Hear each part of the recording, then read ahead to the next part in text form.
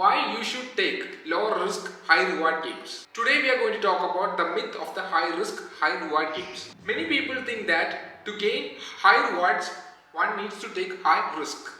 But that's not the case, because not all games are high risk, high reward games. Some games are low risk, high reward games, and we need to pick that games instead of high risk, high reward games. High risk, high reward game simply means that if you put in large sum of money, you gain a huge reward in return. It doesn't have to be proportional to the amount you put, but you can gain huge amounts of money. There's a potential for that. But you have to think clearly that there is low risk, high reward games. Then you might be asking yourself, how is that even possible? Let me tell you. I will put it in an example. Think of a chess game. In a chess game, it's a problem solving game, but think of it as a game that promotes structural inequality. Think of it like that. Which means if you compare the relation of the pioneer or the peon or the pawn to the king, you will understand the difference. The pawns and the knights and the ministers, the castles, are indeed there on the chessboard to protect the king. Their primary role is to protect the king and the queen. So what I'm saying is that the primary role of these pieces are to protect the king, and the king has low risk compared to the pioneers or the pawns, because the pioneers and the pawns have to move in uncharted territories or terrains, because they are in the forefront of the battle. And if the pawn dies, it doesn't matter, the game doesn't end.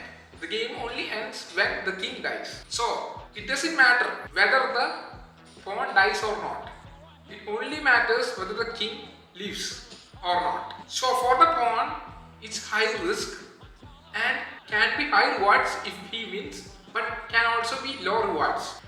And you have to understand there is no inherent reward for him, because the chances of him dying are pretty high. And in the game of chess, each piece is crucial for determining who will win the match. But I'm not talking about that. If you look at the pawn, his chances of survival is pretty low. So in relation to the king, he doesn't have much future. So the pawn has high risk and low rewards, while the king has low risk and high rewards. You understand? Because the pawn or the pioneers has to move into uncharted terrain to scout, to understand the enemy territory. So he has inherently high risk, because he might not get nothing out of it, because he's serving the king, and the king might not give him anything. He might not gain nothing out of it. When he finds something and he comes back to the king might not reward him with anything. It's inherently a high risk, no rewards game. But for the king, if he wins, he will get everything. He will get the resources from the other kingdom, and he will rule again. Otherwise he will die if he is conquered. But otherwise he is living a luxury life. But for the pawn, it's uncertain. He has a high risk, low reward compared to the king, because he is moving into uncharted terrain without any knowledge of what's happening, and the potential of him dying is much more. You understand? Now you take real world scenario where there is real king and real pioneers and the pawn. Here also the case is true, because the king is not doing anything. Basically, king is commanding the pioneer to take an action, and the pioneer does an action, and the potential of him dying is too much, is high.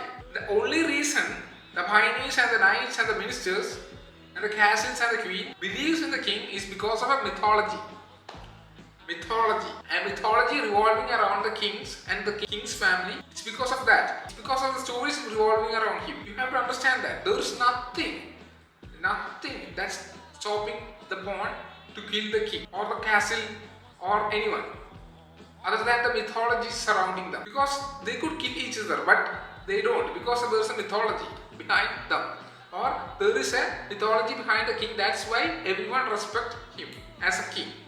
So king is doing nothing basically, and he's giving the commands. But for the pawn, it's not the same, because he has to take the risk, and he has to believe in the king, and he has to believe in what he says. You understand what I'm saying? For the pawn, or whoever is subordinate to the king, has to believe in this mythology revolving around the king and serve him. So for the king, he is getting a free card here.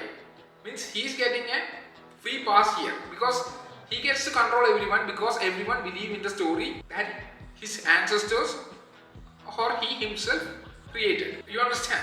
Suppose take an investment. Think about it like this. If you invest in a project, like if you have $100,000 in your bank account and your friend has only $5,000 in his bank account. If you put $5,000 into a project, for you, if the project fails, only $5,000 is lost. But for your friends, if you put $5,000, his entire money is lost. So he doesn't have any money to play. He is in high risk, high reward play. Which means the project is really good, it has the potential to give really good returns and it has really good upside potential, but there is high risk. He could lose everything. He could lose the entire $5,000, but your friend who has $100,000 will only lose $5,000 and he doesn't care about it because he will only lose $5,000 but he could gain $100,000. So in his situation, it's not the same. But your friend who put $5,000 is in an entirely different scenario because he doesn't have the money and he only has $5,000. After that, he has to get a job. It depends on the situation. If he's living in some country that doesn't have a social mobility as other countries, then he will have tough time getting that $5,000 back. And it will take years, maybe decades, I don't know. Depends on the country and surroundings and the context he's living. So for the person who is living with $100,000, it doesn't matter to him. So you have to understand the scenarios and the situations of the people. So when we pick a game, you have to play low risk, high reward games, which means you have to put into projects that can give you high yield with relatively low amounts of money. You understand?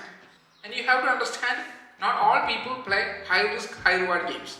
They might think they are playing high risk reward games, but in relation to their revenue or their income streams, they are playing a low risk, high reward games because they are taking only a small portion of their wealth to play the game, and they are making huge gains. Like if they put 200,000 and make tens of millions of dollars, that means they are playing a low risk, high reward game because in relation to their wealth, 200,000 is not that much money. But to many people who has only $10,000 and they are giving away all their wealth to a certain project, it's a high risk, high reward game because if they lose it all, they don't have anything to play with, and it might take years to get that money. So those who are in the upper strata of the economy, those who are like kings, they play a low risk, high reward games because to them only small portion of the wealth is gone into projects, and with that they make a significant amount of money. But those who don't have, the don't-haves, they are playing with huge portion of money. They might even bet everything into a project.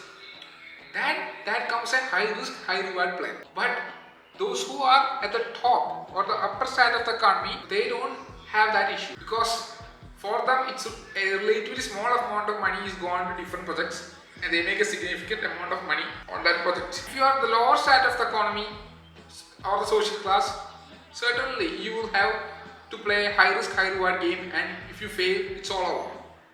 And that's not the case for the kings and the queens and the people at the upper side of the social class.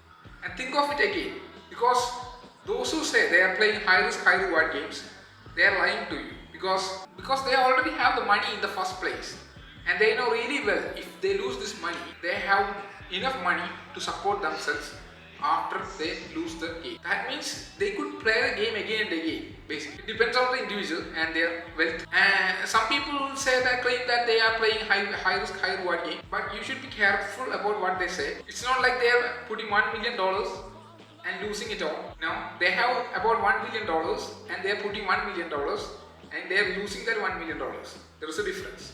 And if there are people who have $1 million and they are staking or betting that $1 million, then okay, it's a high risk, high reward game because they are risking it all. So think about it again when people say that they are playing high risk, high reward game. That's it for today. If you love this video, you can subscribe, hit the like button. Thank you. Have a nice day.